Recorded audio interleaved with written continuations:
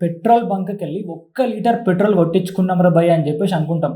కానీ దాంట్లో 80% మాత్రమే పెట్రోల్ ఉంటే 80% మాత్రమే పెట్రోల్ ఉంటే 20% మాత్రం ఇథనాల్ ఉంటదనమాట.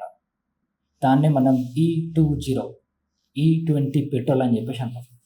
అయితే దీనిపైన చాలా కాంట్రవర్సీస్ నడుస్తున్నాయి. గవర్నమెంట్ ఏమో ఫార్మర్స్‌కి యూజ్ అవుతది. E20 వల్ల మైలేజ్ తగ్గదు. E20 వల్ల ఇంజిన్స్ పాడవదు అని చెప్పేసి అంటుంది. కానీ మన రైడర్స్ ఏమంటున్నారు? మన కార్ ఓనర్స్ ఏమంటున్నారు? నాకు మైలేజ్ తగ్గింది. నా ఇంజిన్ ఖరాబ్ అవుతున్నట్టుంది. కొంచెం పవర్ తగ్గింది. ఇవన్నీ చెప్పే కన్సర్న్స్ ఎవరివి? మన బైకర్లవి, మన కార్ ఓనర్స్‌వి. అంటే బేసిక్‌గా మనము, నువ్వు. సో ఈ వీడియోలో అసలు E20 అంటే ఏంది? అసలు అది ఎలా తయారవుతది? దానివల్ల నిజమైన యూజెస్ ఏంటి? అసలు మన అపోహ ఏంటి? అసలు ఫ్యాక్ట్స్ ఏంటి?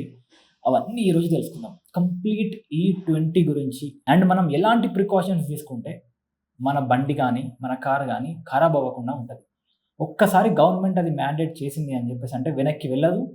E20 మ్యాండేట్ అయిపోయినట్టే. మన బండ్లల్లో, మన కార్లలో E20 ఫ్యూయల్ పడుతున్నట్టే. ఇప్పుడు మాట్లాడే ప్రతి మాట చాలా రీసెర్చ్ చేసి ఆన్లైన్లో కనుక్కొని మీ ముందు పెడుతున్నా. ఫ్యాక్ట్స్ మాత్రమే మీ ముందు పెడుతున్నా. సో వెళ్ళిపోదాం టాపిక్లోకి. E20 పెట్రోల్ అంటే ఏంటి? E అంటే ఇథనాల్, 20 అంటే ఎంత అమౌంట్ అనేది. సో ఇప్పుడు E5 అనుకోండి, ఇథనాల్ 5%, మిగతా 95% పెట్రోల్ అండ్ 5% మాత్రం ఇథనాల్. కానీ ఇప్పుడు దాన్ని మనం 10 నుంచి వెళ్ళి 20 చేసేసినాం అనమాట. గవర్నమెంట్ 20% ఇథనాల్ ఉంటే మిగతా 80% మాత్రమే పెట్రోల్ ఉండాలి అని చెప్పేసి అంటుంది. సో గవర్నమెంట్ చెప్పే రీజన్స్ ఏంటో కనుక్కుందాం.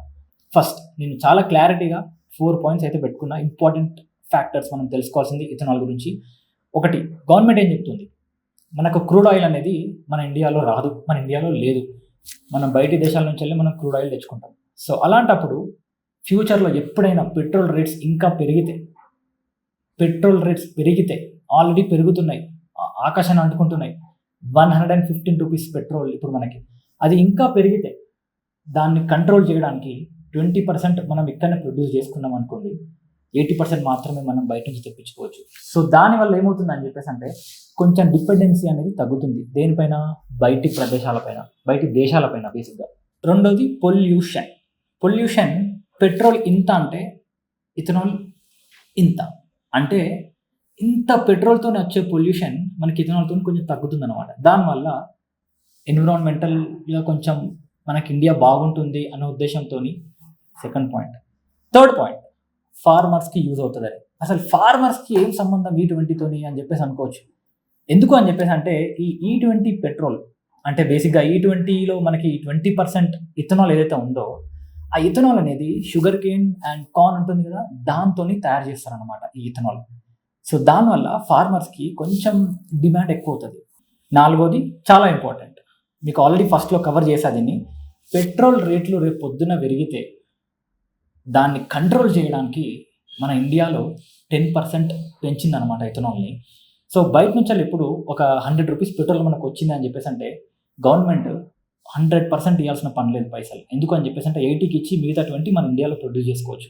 సో దానివల్ల కొంచెమన్నా డిపెండెన్సీ తగ్గుతుంది, కొంచెమన్నా మనీ సేవ్ అవుతుంది అండ్ మనకి పెట్రోల్ రేట్లు ఎక్కువ ఇంకా పెరగకుండా నార్మల్గా ఉంటుంది. ఇప్పుడు మన విషయానికి వద్దాం. బైకర్సే కానీ, కార్ ఓనర్సే కానీ, ఎవరెవరికైతే ఈ పెట్రోల్ బండ్లు ఉన్నాయో వాళ్ళందరి బాధ ఒకటే, మైలేజ్ పడిపోతుంది, నాకు మైలేజ్ సరిగ్గా ఇవ్వదు, మైలేజ్ తగ్గిపోతుంది, పవర్ తగ్గిపోతుంది, ఇంజన్ ఖరాబ్ అవుతుందా క్వశ్చన్ మార్క్. సో ఇవన్నీ డౌట్స్ ఉన్నాయన్నమాట. సో ఆ డౌట్స్ అన్నీ ఇప్పుడు ఒకసారి మనం క్లారిటీగా తెలుసుకుందాం అండ్ క్లారిటీగా అర్థం చేసుకుందాం. క్లారిటీగా అలా అవ్వకూడదు అని చెప్పేసి అంటే మనం ఏం చేయాలో ప్రికాషన్ కూడా తెలుసుకుందాం ఈరోజు. 100% రైట్, మైలేజ్ పడిపోతుంది, 3 to 5% వరకు పడిపోతుంది. E20 petrol brings a slight dip in mileage, and that some older vehicles might need certain rubber part replacement as well as a result of using E20. ఎందుకు అని చెప్పేసి అంటే పెట్రోల్లో 100% ఎనర్జీ ఉంటే ఇథనాల్లో 70% మాత్రమే ఉంటుంది. ఒక 30% ఎనర్జీ అనేది మన ఇథనాల్కి తక్కువ ఉంటుంది అనమాట. సో దానివల్ల కొంచెం మైలేజ్ పడిపోయే అవకాశాలు చాలా చాలా చాలా చాలా చాలా ఎక్కువ.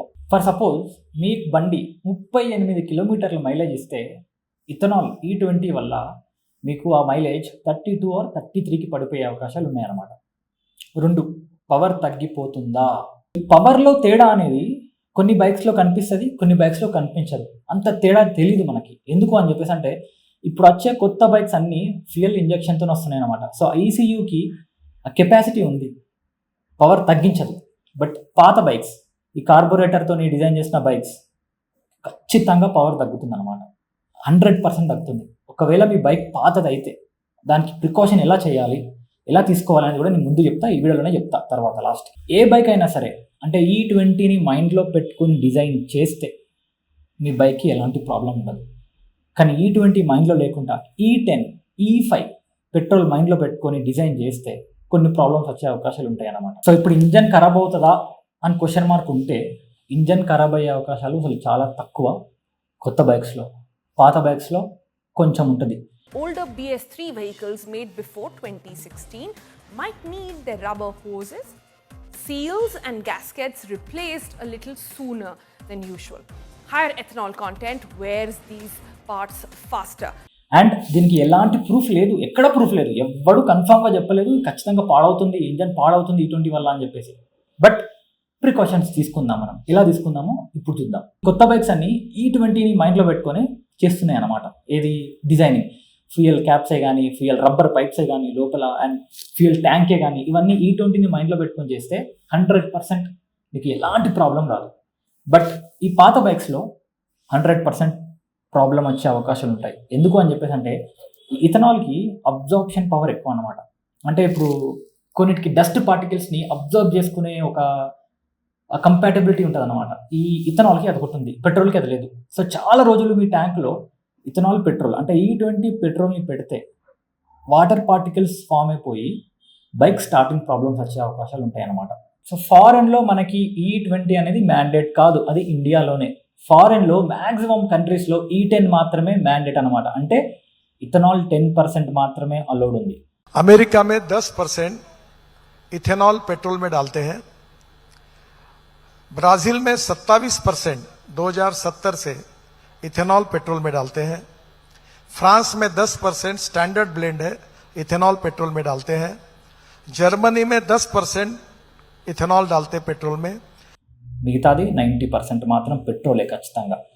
అయితే ఇప్పుడు ఫారెన్ నుంచి వెళ్ళి మనకి ఇంపోర్ట్ చేసిన బైక్సే కానీ, కార్సే కానీ అవి ఇండియాకి పట్టుకొని వస్తే మనం దాంట్లో E20 పెట్రోల్ వాడితే ప్రాబ్లం అవుతుందా అంటే ఖచ్చితంగా అవుతుందనే చెప్పాలి. అందుకే మీ బండి ఎక్కడైనా పార్క్ చేసి ఒక 1 month మీరు బండి తీయరు అని చెప్పేసి అనుకుంటే మ్యాక్సిమం ఫ్యూయల్ ట్యాంక్ని ఎంప్టీ చేసి పెట్టుకోవడం చాలా చాలా చాలా చాలా చాలా మంచిది. అండ్ కొన్ని ప్రికాషన్స్ చెప్తా, ఆ ప్రికాషన్స్ మీరు ఫాలో అవ్వండి.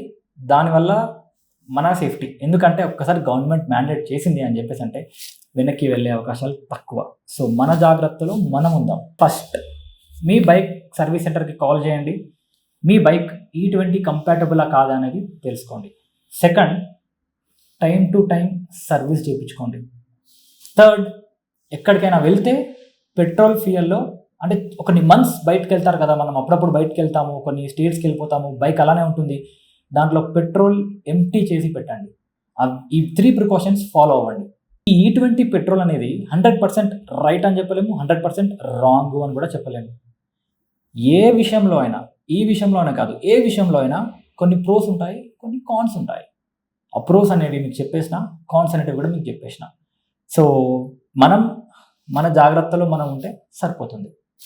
ఐ హోప్ మీ అందరికీ E20 అసలు ఎలా తయారవుతుంది, అసలు E20 అంటే ఏంటి అనేది మీకు ఈ వీడియో చూసిన తర్వాత అర్థమైందని అనుకుంటున్నా. ఇంకా ఏమైనా క్వశ్చన్స్ ఉన్నా, ఇంకా ఏమైనా డౌట్స్ ఉన్నా కమెంట్ కొట్టండి. అండ్ ఈ వీడియో లైక్ చేయండి, షేర్ చేయండి, ఈ ఛానల్ని సబ్స్క్రైబ్ చేయండి. వీడేంటి బైక్ కంటెంట్ పెట్టాల్సింది ఒకటిసారి ఇలాగ అనిపించుండు అని చెప్పేసి అనుకోవద్దు. ఎందుకో సోషల్ యాక్టివిటీస్ గురించి మాట్లాడాలనిపించింది, మాట్లాడుతున్నాను. ప్రాబబ్లీ ఇంకా మాట్లాడతాను కూడా. సో లైక్ చేయండి, సబ్స్క్రైబ్ చేయండి, షేర్ చేయండి.